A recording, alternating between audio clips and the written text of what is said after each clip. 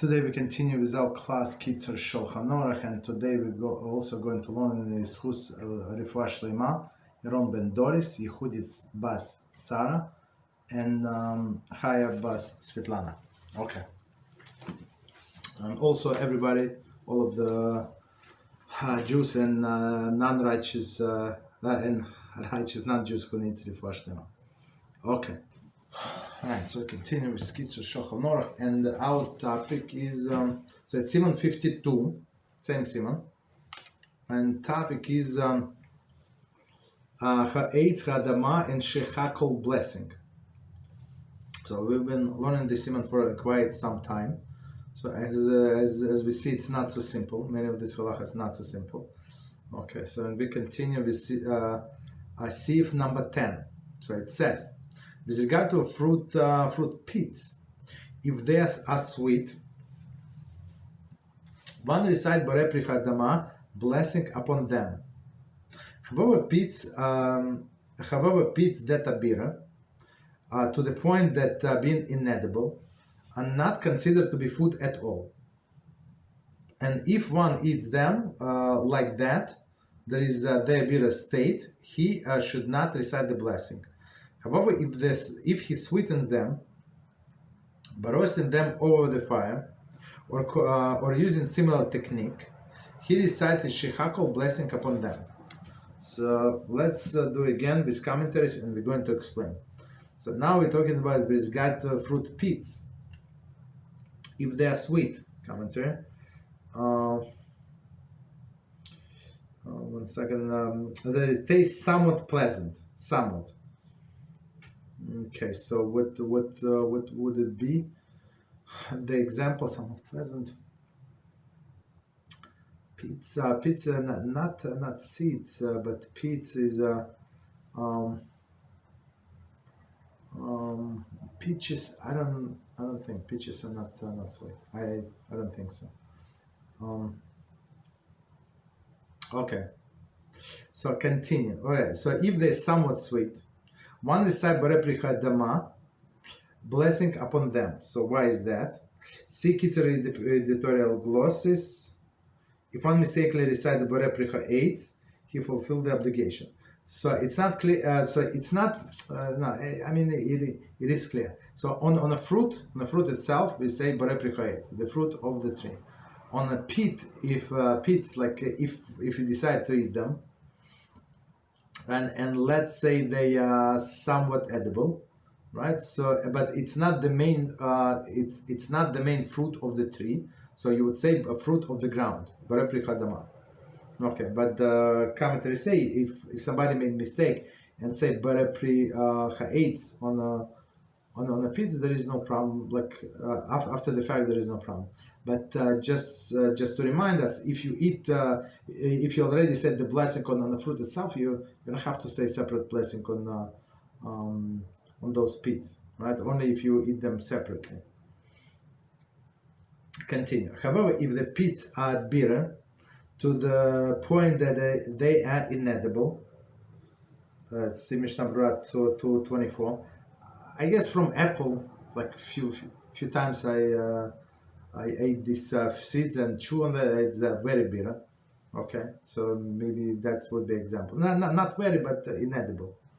Okay, are not considered to be food at all. So, and it's actually the general statement. If something is bitter, so you like, and you take it as a medicine, or like you have no choice for whatever reason. So you do not say any blessing at all, because why? It's not considered to be food. If one eats them like that, there is a bitter state, he should not recite the blessing.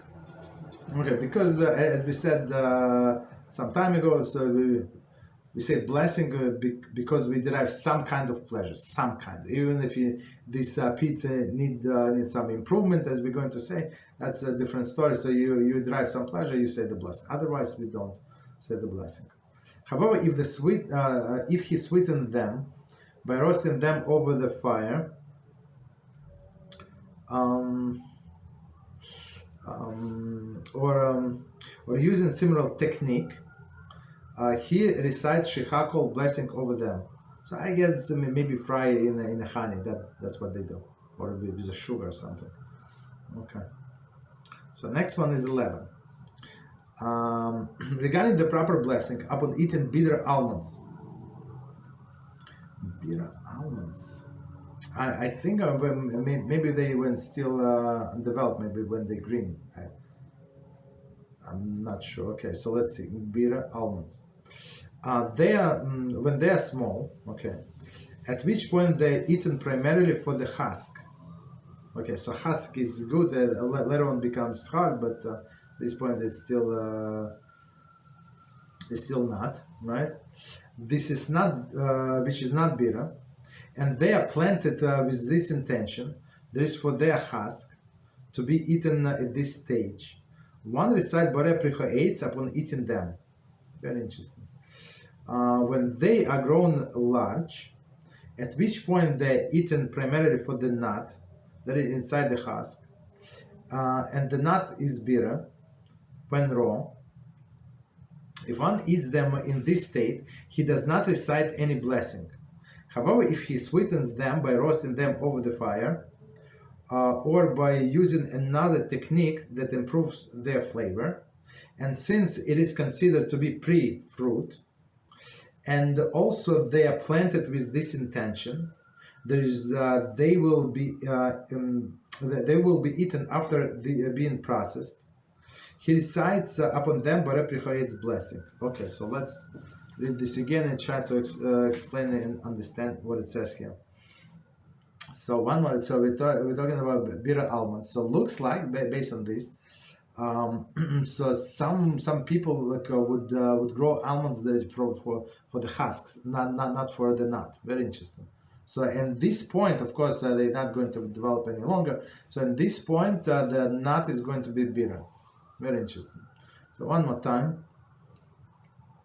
Regarding the proper blessing upon eating bitter almonds, when they are small, at which point they're eaten primarily for their husk. So I mean, okay. They don't sell this stuff in the store, right? Which is not bitter. So husk is not bitter; it's a sweet, right? Later on, it's become hard. And they're planted for this intention. There is for the husk to be eaten at this stage. So, and as we were talking about some time ago about what is it, the orange juice, right? So we say that there is opinion in Shulchan Aruch when it says that if fruits were planted, fruit trees were planted specifically for the juice, right? For the juice of this of the fruit. So on juice we say Borei Pricha Eitz, right? And I guess on the fruits you would say Borei Pricha Adama, right? There is such an opinion. So why? Because we go by intention. So here is the same idea, right? So they planted these almonds for the husks, not for the nuts. So meaning that they will harvest them earlier than usual, right? So okay. So one more time, and they are planted with this intention. There is for their husk to be eaten this stage. One recite Borei Pricha Eitz on eating them. Them meaning husks. I'm not sure what they would do with nut. Maybe throw out or fry it with honey, or I don't know what they would do. I'm not sure. But the husk is the primary fruit. So we say Borei Pricha Eitz. When they have grown large, at which point they eaten primarily for the nut that inside the husk, and the nut is bitter when raw.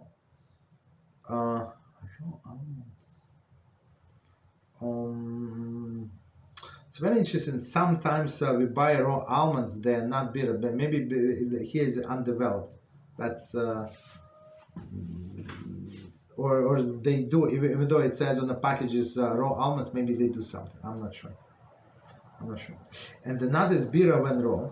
If one eats them in this state, he does not recite the blessing. Okay, why? Because they're bitter. However, if he sweetens them by roasting them over the fire, or by using another technique that improves this flavor, and since it's considered to be a pre-fruit. Okay. So if on this bitter nut with almonds, right? We don't say the blessing, but when we improve the taste, yeah, absolutely, we're going to say the blessing. And the same idea with other vegetables, but it's like very, very unusual halacha. It's like exceptions. And also we are planted, and also they were planted with intention that they be eaten for after being processed. He decides upon them Borei blessing. So that's also very important intention, right? For example, if when we're talking about potatoes, right? So potatoes usually people cook or do some fry, well, whatever they do with potatoes. So that's why the cooked or fried or like product is actually is actually the fruit of the ground, right? And raw potato is not fruit of the ground. Okay, so we go by intention. Continue. Regarding sugar-coated almonds, even though the amount of sugar in this preparation is greater than amount of actual almond, nevertheless we recite Borei blessing upon them.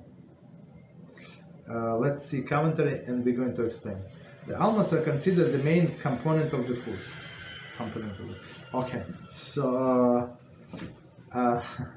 it's very interesting. So the Kitzur is saying that somebody is frying almonds in sugar, and it's so much sugar, if it's even more sugar than almonds. It's very interesting. Today, even if they do like sugar coating, it's like minimal.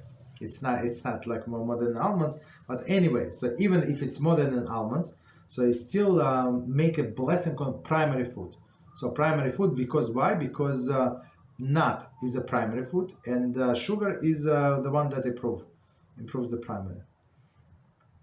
Okay, so it's subordinate. So it's ikar is a primary, and tofel is a subordinate. And we're going to learn, I think it's the next year, if I remember correctly. Okay, so next, maybe not the next, but in coming soon. Next one, the calamus, and we're going to see where's calamus. I'm not sure where's calamus. Calamus that is coated with sugar. We recite shechakol blessing because the calamus is not not fruit. So calamus commentary, tall, perennial wetland plant that was evidently not commonly eaten. Okay, so I mean, okay, so some plant that was not commonly eaten, but then coated with sugar. So coated with sugar meaning that they were fried with sugar.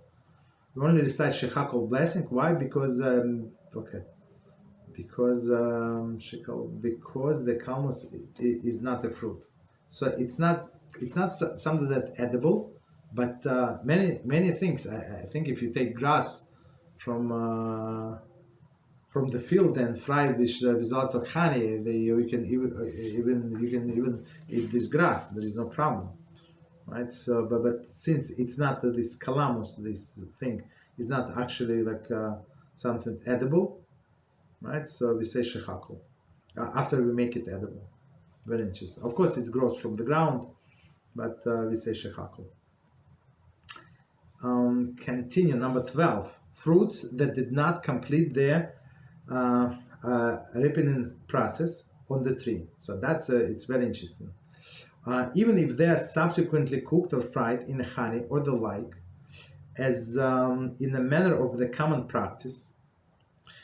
To fry unripe fruit in honey or sugar, one recite upon them shechakol blessing. However, upon an esrog that has been fried in honey or sugar, one should recite Borei blessing. Okay, so there is a lot of information here, so let's do from the beginning with commentaries and explanations.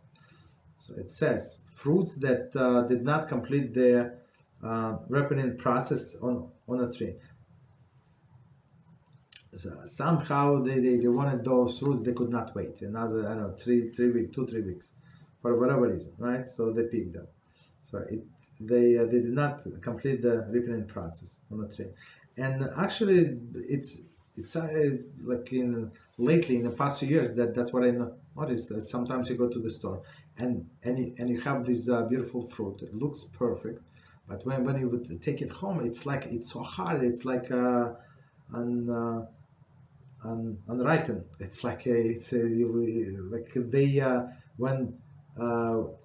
when it looks like marketable, they just take down and sell it like this. So they're not edible.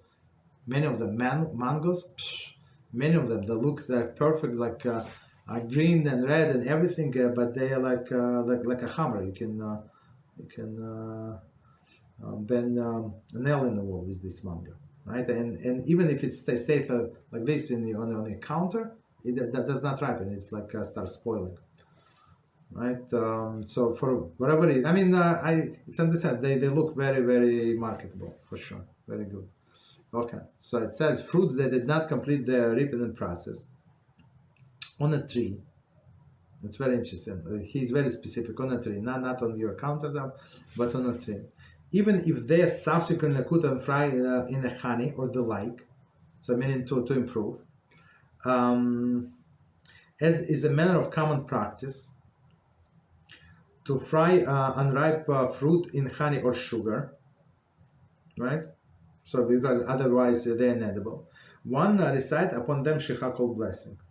Okay, so let's see the commentary. Why is it shechal? But it is shechakol because we go by the fruit. Most likely, so my explanation would be based on what we even say today, because these fruits were not planted to be picked at that stage. So because of some reason they pick them earlier, but usually they're not. So because it's not fruit, it's not actually the fruit, so we say shechakol. But let's see the commentary. This applies only if the fruit were completely inedible in their raw state. Regarding the proper blessing for fruits, whether eaten raw or sweetened by cooking, that ripens to the point that they were edible to some extent, that is, they would be eaten in a present situation, simush. So it's not so simple. If I remember correctly, in some, like if it's still edible, so we still don't say barepricha, we still barepricha dama on them. If it's like somehow edible, right? But if it's completely not edible, only when we fry with honey or sugar, then we say shechakol. Okay, because it's like it's different product completely. Right. Okay, and it was not intended to eat in this stage. Continue. However, when esrog that has been fried in honey or sugar, one recite barepricha eight's blessing. So let's see. So they say, see, Kitzur Shulchan why esrog is different. I'm not sure if I would be able to find it.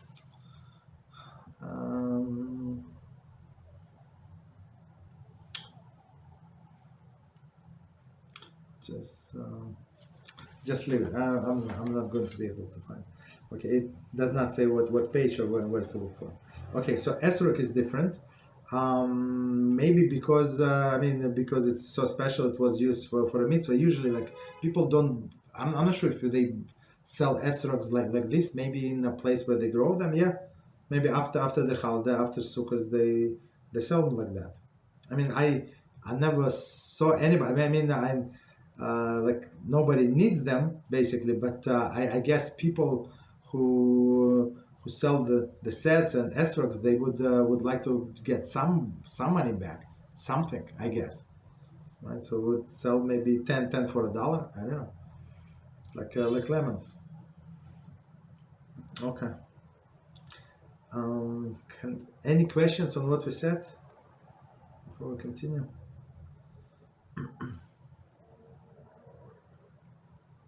Okay, halacha number 13, regarding navlos, which are fruits that scorched while on a tree by the heat of the sun.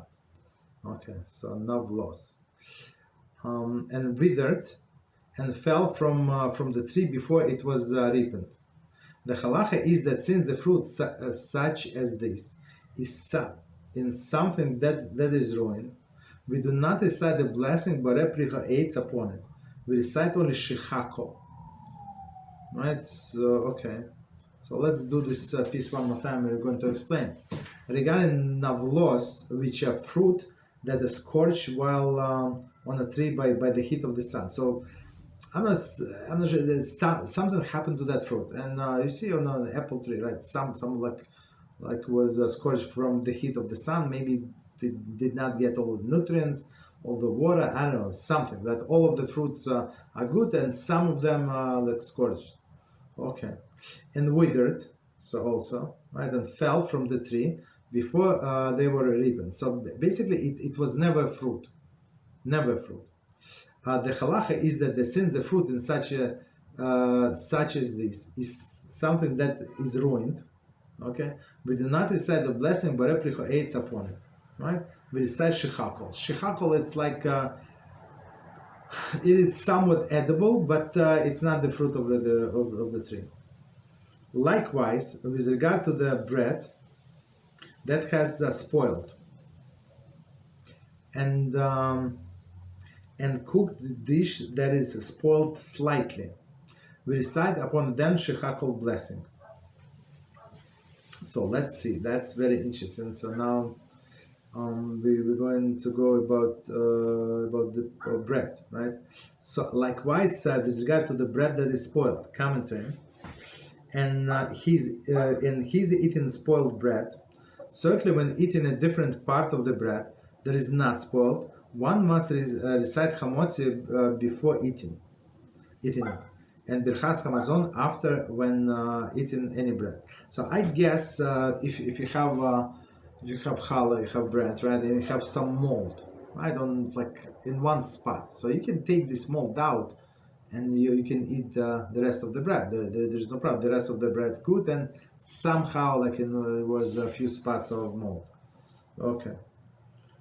Okay, of course, I would tell you I would advise to smell. If it does not smell like moldy, so there is no problem, usually no problem. And even with the mold, nobody is going to die because of the mold. It's penicillin, it's actually good for you, for immune system. Okay, so this bread that is spoiled, I guess moldy, that's what I understand. So if he would like force that there's nothing else but to eat this bread, right? So we say shechakol, right? But he said if it's only spoiled in one place, as we said, a few moldy places, but the rest of this is good, of course it's still bread, did not change. So you say hamotzi and birchas hamazon. Continue. Just 1 second. Like and so we talk about bread, and we talk about cooked dish that spoils slightly. So slightly meaning that there is some smell, like you understand. It's not fresh, but still it's edible. Still it's edible. Right, still okay. So you say shechakol. Okay. So, but if it's not edible, so you don't say any blessing. Okay. So shechakol commentary. Regarding the proper bracha achrana, final blessing, to be recited upon spoiled bread. Okay. Bir halacha 204:1 writes that if one did not eat to satiety, he should recite birchas hamazon. He should not recite birchas hamazon. But barei nefashos, if he did not eat to satiety. So it's like leniency. However, if he does not give a final ruling with regard to the proper bracha achrana, in case where he ate bread to satiety, he does not. Very interesting. Okay, it's very very very interesting. So I guess don't eat a lot of this bread in order to go by all of the opinions, or if it's only, as we said, only some spots are moldy, there is no problem. So you would be able to say Birchas Hamazon. So, but if it's very moldy, that's an issue. However, if they are completely spoiled to the point of inedibility, right? We do not recite any blessing upon them at all, right? So, as we said before, if it's not edible, but the person has no choice for whatever, let us never be in this situation. But during the war, during all of the crisis, people eat, as they say, what is the country? Venezuela, right? There were some reports. We had some student, not me, but somebody else in Venezuela, and they reported that people eat all kind of food, very bad food. It's like, and people not like bums from the street, normal people. They didn't have like lots of jobs, and the currency plunged. It was several years ago, right? Terrible. So I guess on all of this food they would not say the blessing. I mean, on spoiled food. And it happened nowadays. It's not like 60 years, 70 years ago. However, if they are completely spoiled, okay, to the point of inedibility, we do not recite any blessing upon them at all. Okay. Likewise, so even though a person eats those foods because he has no choice, but do not say any blessing, because why? It's not good for them. It's like, of course, it fills the stomach, but it's going to kill his stomach, right? So likewise, with regard to the totally fermented vinegar, if it is so fermented that it's bubbles when poured on the ground, whoa, that's yeah. We do not recite any blessing upon it at all. If he mixes it with water until it is potable, then we recite Shechakol blessing upon it. I'm not sure why would people drink the vinegar. Usually it's used in maybe salads for cooking, but I'm not sure. So somehow this person wants to eat vinegar. So if it's so spoiled, we don't say any blessing, right? But if it's if he can mix his water, drink like that, I'm not sure why would people drink vinegar. So that would be allowed. He would say shechakol because it's drinkable. I'm not sure what benefit from drinking vinegar. So number 14. However, there are certain type of fruits that their standard process of growing is and consumption is in this way. Okay, they never ripen while on a tree. Rather, they're picked from the tree. They place them in a hay or straw and the like, and this causes them to ripen. As for example, the case of the small pears. The halacha is in this case is that even though they are removed from the tree while they are unripe, since this is their standard process of growing and consumption, we recite Borei Ha'etz blessing upon them. Okay, so let's do from the beginning. So I think they sell in a store this, I'm not sure what it was named, like this dark brown pears. Like sometimes if you buy like they're so hard, it's like a rock. But sometimes they are like more edible. So I think they would pick them when they're still not ripe. Okay, so one more time. However, there are certain types of fruits, their standard process of growing and consumption in this way. So its standard process, it was like intentionally done that, right?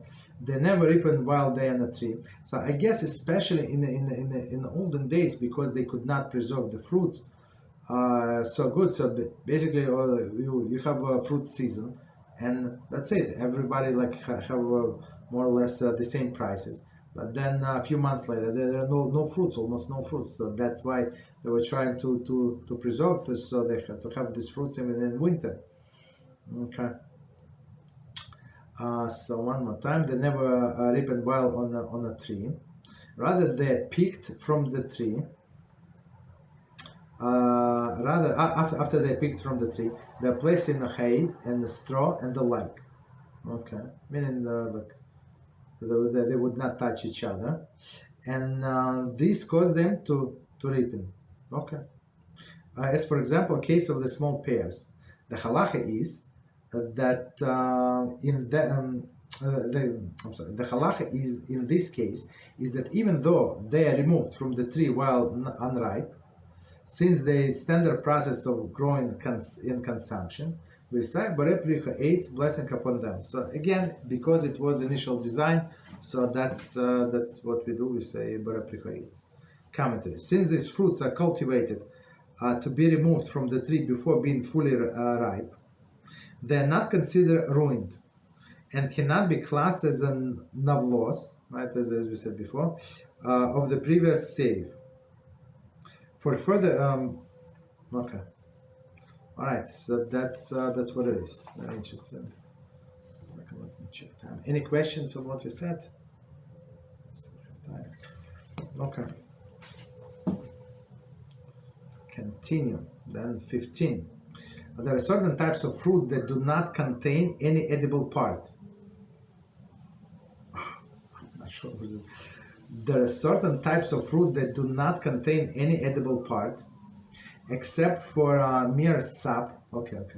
Mere sap accumulated inside of the seeds. They are called gulder rose. The fruit themselves are not edible. Rather, people suck out their contents and discard the peel. We recite Shechakal blessing upon this sucking out the juice. Since the primary component of the fruit is a liquid that comes out from it, it cannot be classed as a pre-fruit at all. Even if one also swallows the peel and the pit, he should recite only Shechakal blessing. Okay, so let's try to understand. I'm not sure I ever saw this kind of fruit. Okay, but let's see one more time. There are certain types of fruit that do not contain any edible part. So only the liquid inside, no edible part, except for mere sap accumulated inside of the seeds. I'm not sure how they get it, but that's a different story. And they're called Gulden rose. I mean, that's a double quotes. It could be in Yiddish. The fruits themselves are not edible. So the fruits are not edible. Rather, people suck out their contents. Okay, it's very interesting. And discard the peels. So so most of the fruits goes to the garbage. They just suck the sap. We recite Shechakal blessing upon the sucking of the juice, right? Because it is a primary fruit, and it's not fruit; it's only liquid, right? Which is a primary component of the fruit, is the liquid that comes out of it. Okay, it cannot be classed as a pre-fruit at all, right? So because liquid is not fruit at this point. At this specific case, even if one also swallows the peel and the pit, so I guess they edible, but maybe tasteless or something. He should recite only Shechakal blessing. Commentary: since the peel and the pit are not fit for consumption, okay, not fit, one does not recite blessing upon them. Okay. Mishnah Brura. So. Kitzur says say Shechakal. Mishnah Brura said peel. He said if it's inedible, don't say any bless. So I mean, just follow the same approach. If it's not edible, don't say any blessing. Okay, continue. Halacha number 16. We do not recite Borei Eitz blessing upon a fruit, or Borei Dama blessing upon a vegetable.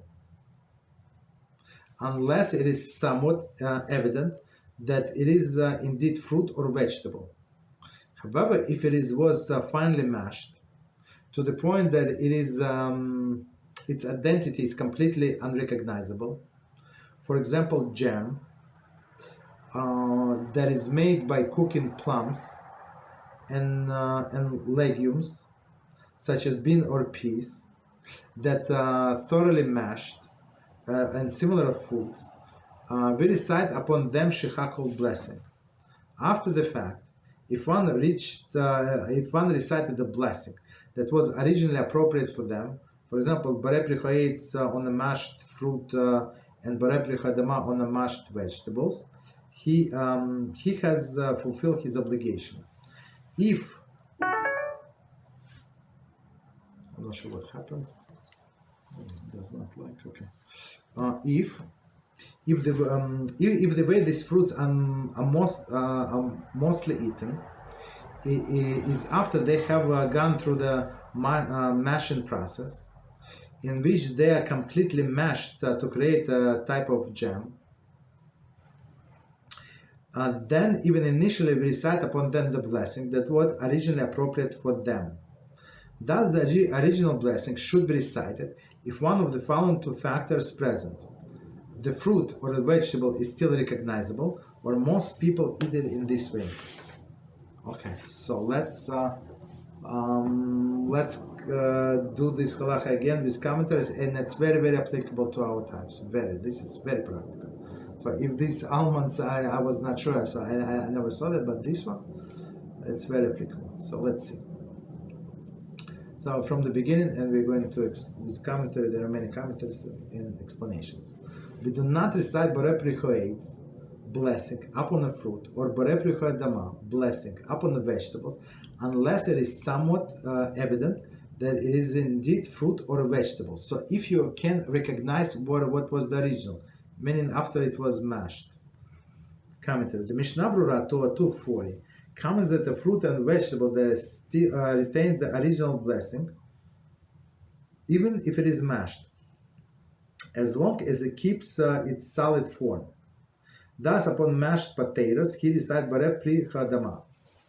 Okay, so mashed potatoes is that's the classic example. Like even if you do from what is it from the powder, right? You have this instant potatoes, right?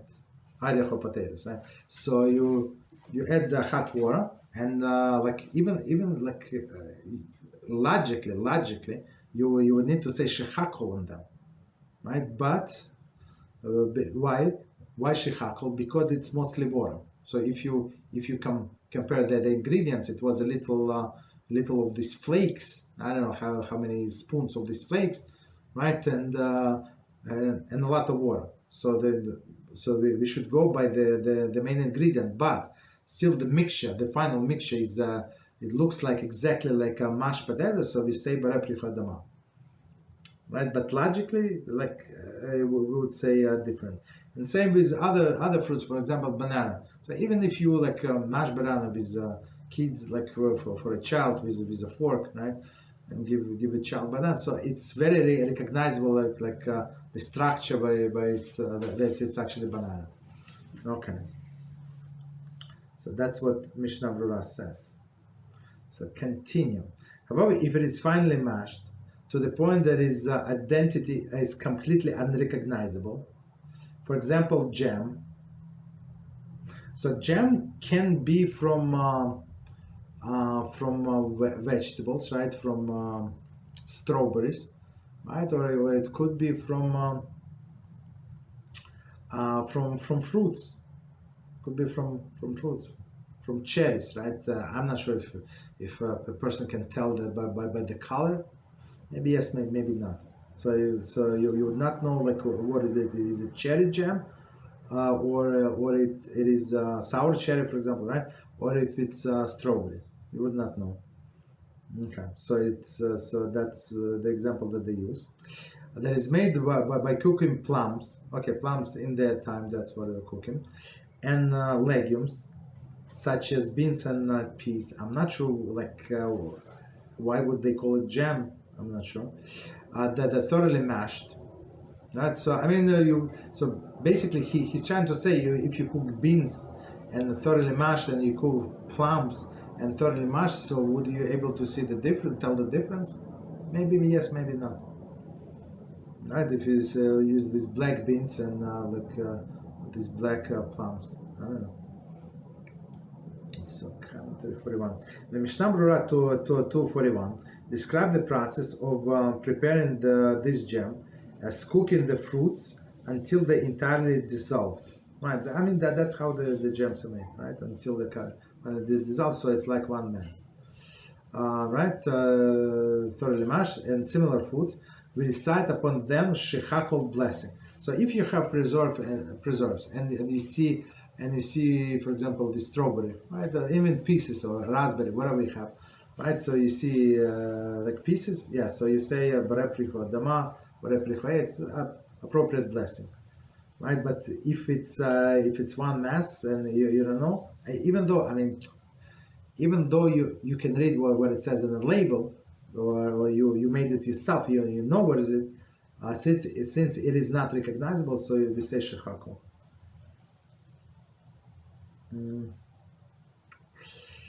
So shechakol blessing. So we see commentary. This case is actually subject of dispute among the authorities. See Shulchan Aruch 227. Rema explained by Mishnah Berurah, chapter 42, writes that although it would seem that the proper blessing, here the original blessing, one should recite shechakol blessing upon this food, so as to fulfill the obligation according to all of the opinions. So don't be a big hero, like read. I know it's sour cherry. I just read it on a label, so we say since it is jam, so on jams we say shechakol.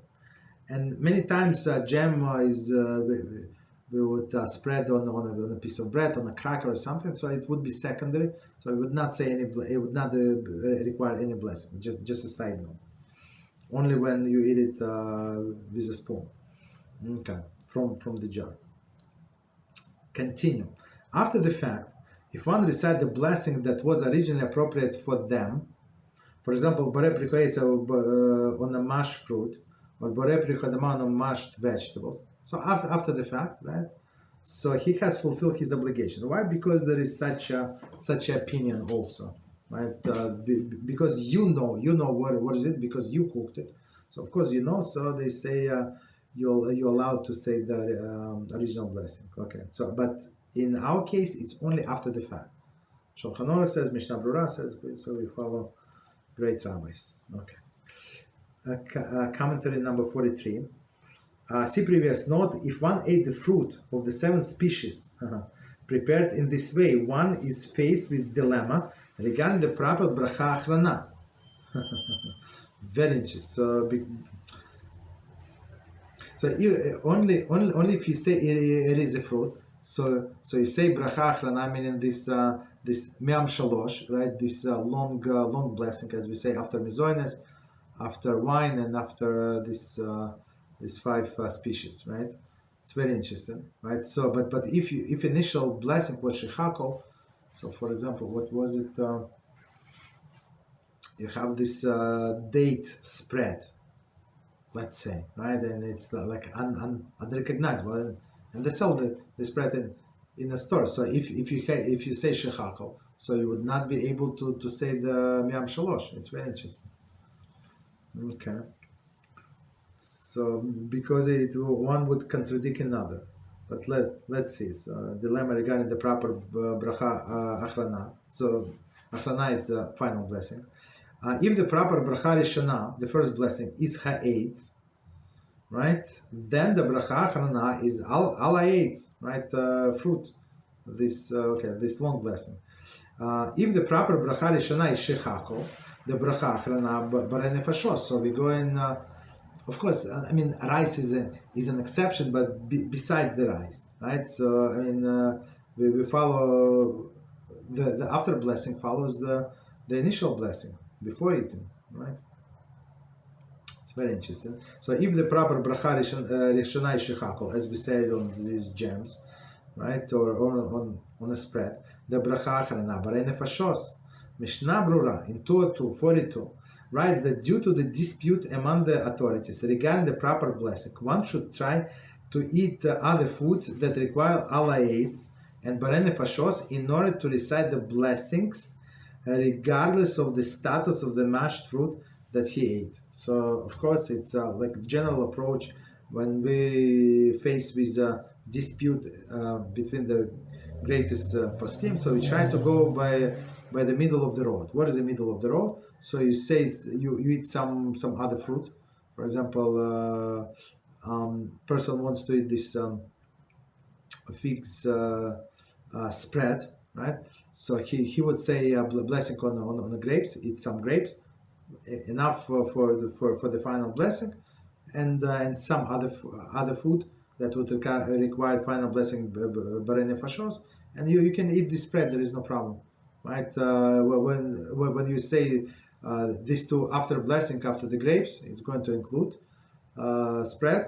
If it was not included in not included for if you want to follow by different opinions, so it's going to be included barei nefashos. So either way, it's going to be included. Okay, that's the usual way around. Okay.